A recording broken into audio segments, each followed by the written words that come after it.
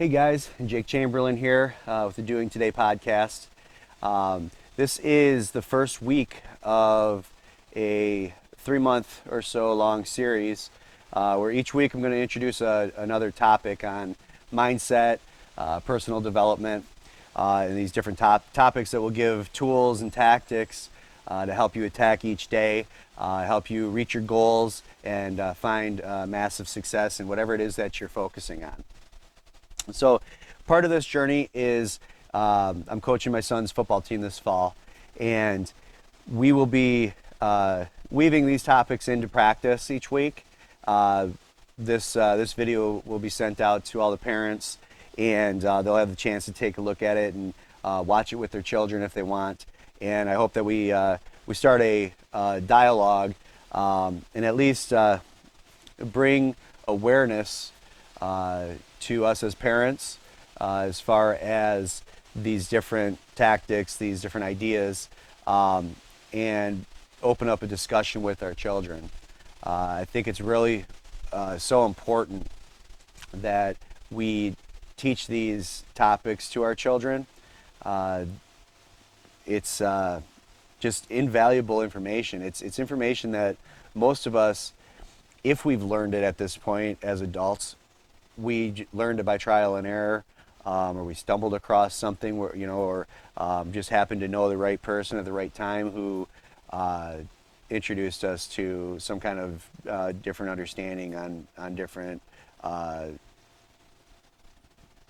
ways of making ourselves better. So I personally wish that as a child I would have been taught different ways to deal with my emotions, different ways of understanding what goal setting is, how to achieve those goals. A lot of us as kids were told, you can be anything you want to be. If you put your mind to it, you can accomplish anything. All these one-liners that are great and they sound great, and maybe to somebody they're inspirational or motivate them for a minute, but they don't last. It doesn't give you a roadmap. It doesn't tell you how to achieve your goals. It doesn't give you an action plan. And that's what I want to put forth here through this series is as many ideas and try to give my experiences and things that I've gone through and things that have worked for me, things that I've failed in, to just give, like I said, awareness that these topics exist, first of all, and what a difference they can make in your life every single day. So today's topic is about intentional action. It is the basis of this phrase, doing today, that came to me one day, maybe a year and a half ago. And it's the idea that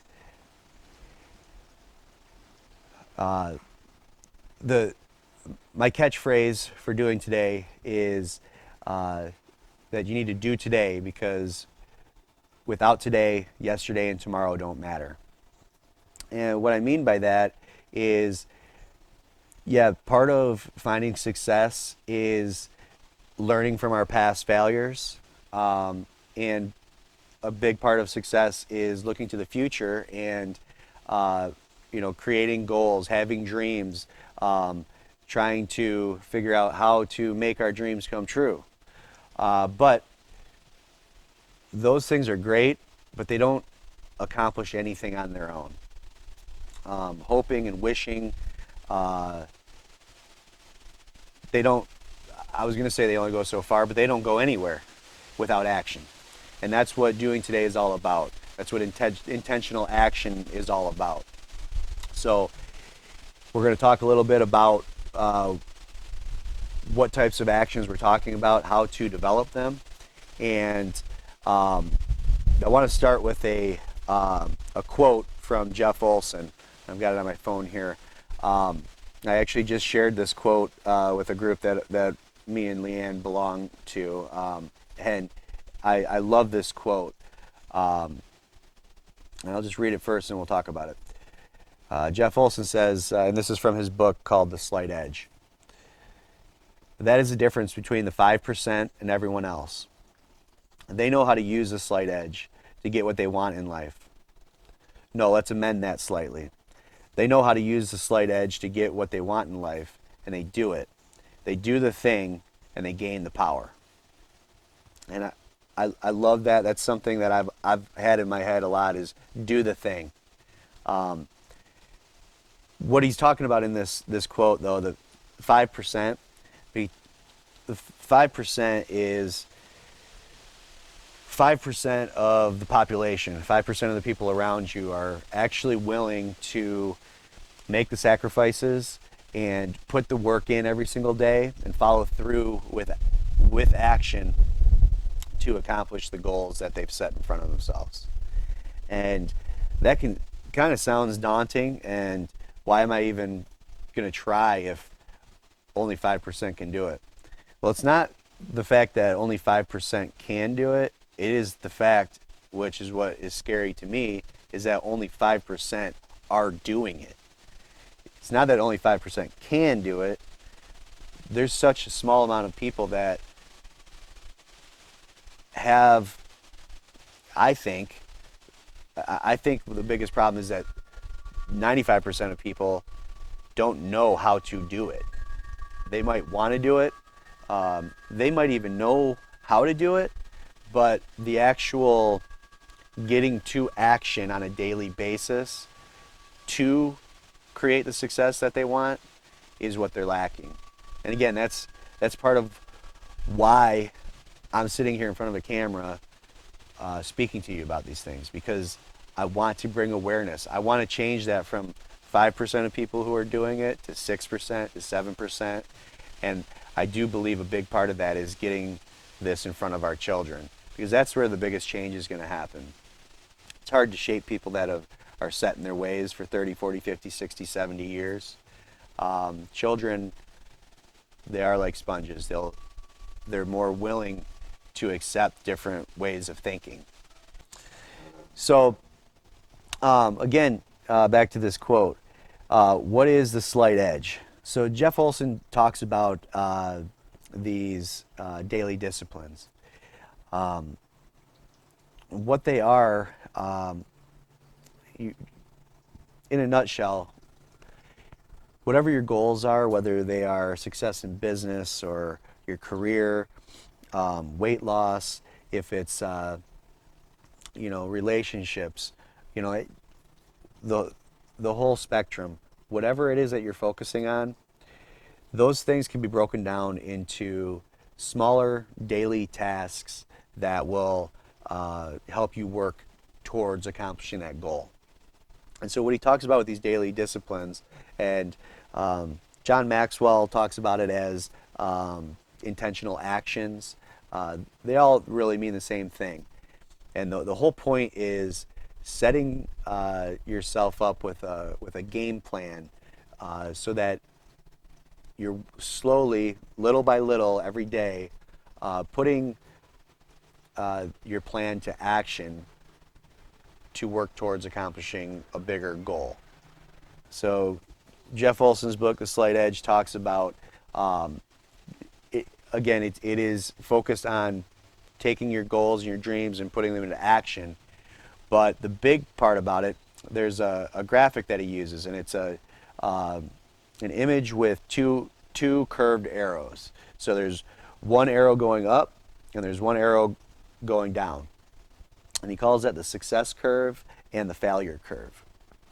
And what it means is every day we go through our day, we are constantly making little decisions.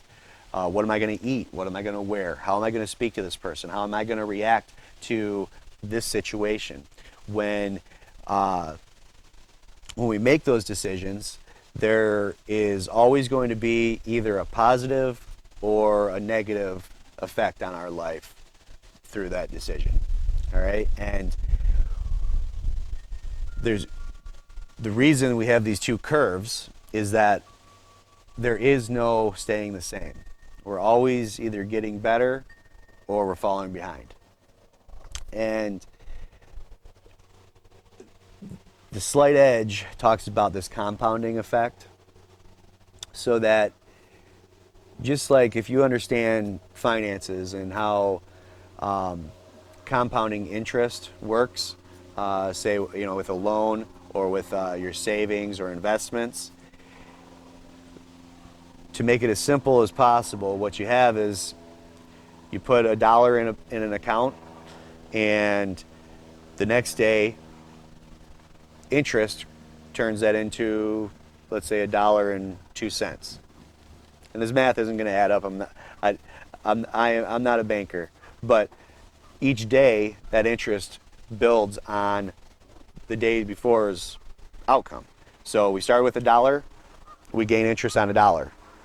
The next day that dollar turned into $1.02. So now we're gaining interest on $1.02. So that it turns into $1.05. And then now we're working on $1.05. So again, we're always working on yesterday's outcome. So in the same way, if we had $1.05 and we took a few cents out, now we're only gaining interest on $1.03. So that's the difference between doing things that are positive or doing things that are negative. That compounding effect is going to work on where we are in our journey. So the more days in a row that we can make those positive choices, the faster we're going to accelerate towards meeting that goal. So, a simple example, and for me, maybe it's because I love food so much, it always boils, or the simple example for me is choice in eating. It's something I've struggled with, and I know so many people struggle with finding a way to eat properly and be healthy. So any time that you're out, choose. You say your choice is, even if you choose to go to McDonald's, right? Jeff Olson talks about these daily choices that he calls them daily disciplines. So these daily disciplines are great in one sense because they're easy to do. Okay? The hard part though is they're just as easy not to do. So let me explain. It's when we go to make our food choice, it's so easy, and whatever, physiology goes into it, it's easy for us to just choose that greasy cheeseburger and fries and make that choice that's going to be negative on our health.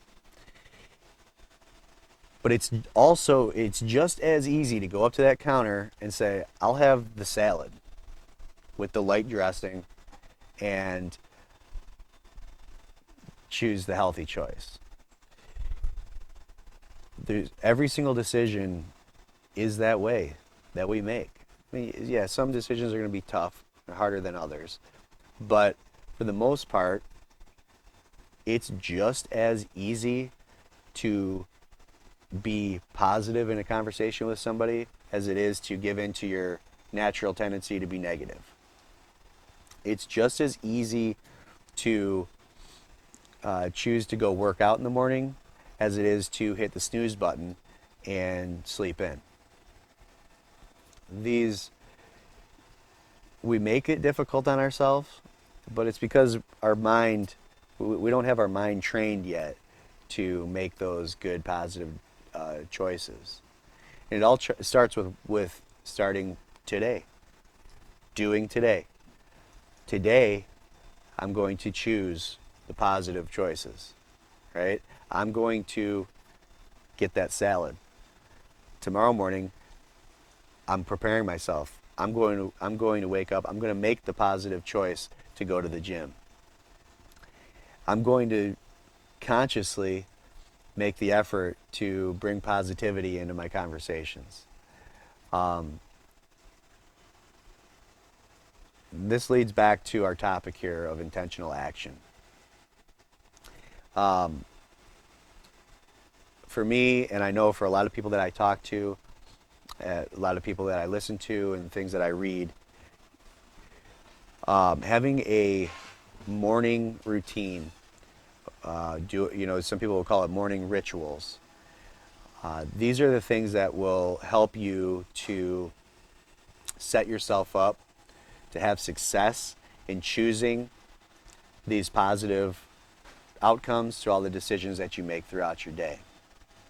So, number one, having a good, healthy wake up routine. Uh, for me, that means keeping the phone away from me. I use my phone as my alarm, like most people probably do. If you don't leave it sitting on your nightstand next to your bed, and you have to get up out of bed to go turn your alarm off, that gives you so much more chance that you're going to stay up. You're not going to hit that snooze button. Number two, I immediately drink a glass of water. I learned this from a book called The Miracle Morning by Hal Elrod. And it's a great resource if you have trouble getting up in the morning and getting a good start to your day. That's a great resource. It's an easy read, and it kind of puts some science behind what's actually going on in your brain when you're trying to wake up. So it talks about getting yourself hydrated, because overnight you get dehydrated through your sleeping process. It's a naturally occurring thing. So when your body is dehydrated, it wants to rest. It makes you more tired. The more dehydrated you are, the more tired you are, and that's why it's so easy to just fall back asleep in the morning, because you're already at that point of dehydration. So chugging a glass of water down first thing in the morning, and to me it helps to pour that glass the night before. That way it's at room temperature. Sometimes when you wake up in the morning and you just drink that ice cold glass of water, it's hard to drink it down. If it's a little bit warm already, it's easier to drink, and you can just get it in, get yourself hydrated. Turn the lights on. There's something psychological with turning the lights on that allows you to snap into action. And then whatever your routine is, if you're a person that works out in the morning, you do it every single day. If you get up, you brush your teeth, you put your clothes on, you have a routine. Those are things that will help you to get started on the right foot every single day. Beyond that, what I find that really helps me to